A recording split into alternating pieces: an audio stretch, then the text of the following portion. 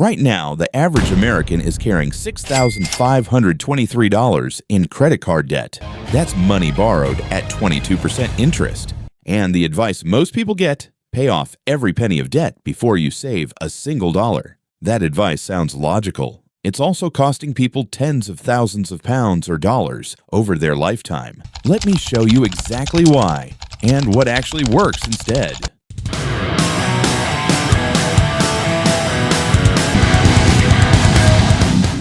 Let's start with what's actually happening. Total U.S. household debt hit $18.8 trillion at the end of 2025. That includes mortgages, car loans, credit cards, everything. But credit card debt is the worst kind. The average credit card charges 22% interest right now. Some go as high as 25 to 31%, depending on your credit score. That means 1,000 pounds or $1,000 you don't pay off this year becomes 1,220 pounds to 1,310 pounds next year, just from interest alone. And here's what most people don't understand: paying the minimum on credit card debt. At minimum payments with 22% interest, it takes over 14 years to pay off 5,000 pounds. Not 5 years, 14 years. And you'll pay more in interest than the original debt itself. Compound interest is either working for you or against you. Right now, for millions of people carrying card balances, it is working against them. Hard. So here's what most people do. They decide, I'm going all in on debt. Every spare penny goes to paying it off. No savings buffer, no emergency fund, just pure focus. It sounds logical, right? It sounds responsible, right?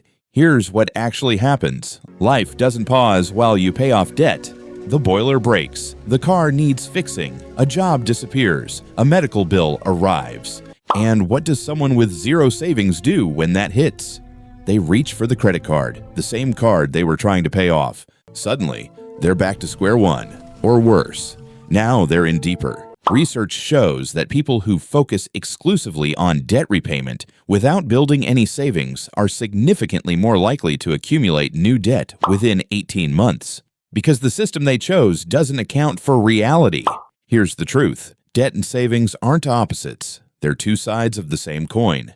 And the only way to win is to address both simultaneously. Let me prove this with actual numbers.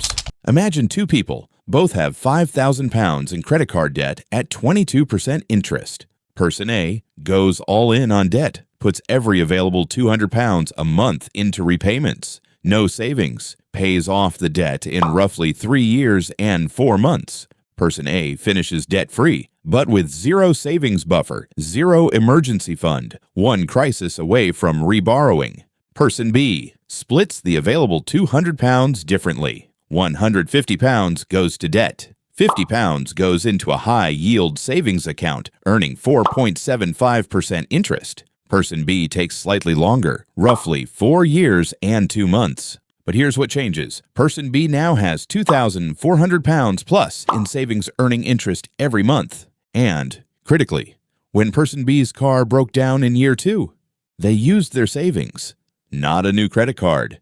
That single emergency would have cost Person A 400 pounds in interest alone. Who actually won? Person B by a significant margin every single time. The math doesn't lie. The all-in approach doesn't work. It never did. So what does the right system actually look like?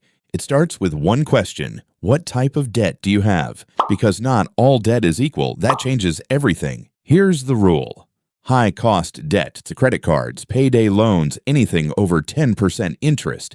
This is your enemy. Attack it hard. 70% of available money goes here. Low-cost debt, student loans, mortgages, car loans under 6%. This is manageable. Pay the minimum. Don't obsess over it. Here's the framework. The split strategy. Take every pound or dollar you have after essential bills. 70% goes to destroying your highest interest debt first. 20% goes into savings. Minimum. Even if it's 20 pounds a week, 50 pounds a month, it counts. 10% goes into a starter pension contribution if your employer matches it, because that is literally free money. Non-negotiable. Behavioral finance research shows that people using split strategies save 2.4 times more over 5 years, while paying off the same amount of debt compared to those going all in on repayment alone. The system works. The only question is, will you start it? If this is making things click, hit subscribe. I break down strategies exactly like this every single week. No jargon, no fluff, just the truth.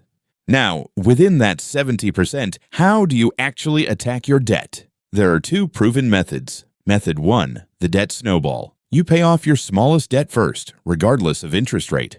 Then roll that payment into the next smallest, and so on. The psychology here is powerful. You get fast wins. Momentum builds. Research shows the snowball method leads to faster overall elimination because emotional wins keep people on track. Method 2, the debt avalanche. You attack the highest interest rate first, regardless of balance. Mathematically, this saves you the most money. Always. On a typical credit card profile, the avalanche saves between £800 and £2,000 compared to the snowball over the payoff period. Which should you use? If you're struggling with motivation, start with snowball. Get the wins, build momentum. If you're disciplined and want maximum savings, go avalanche. Either method beats doing nothing. Choose one. Start today. While 70% hammers your debt, where does that 20% saving go?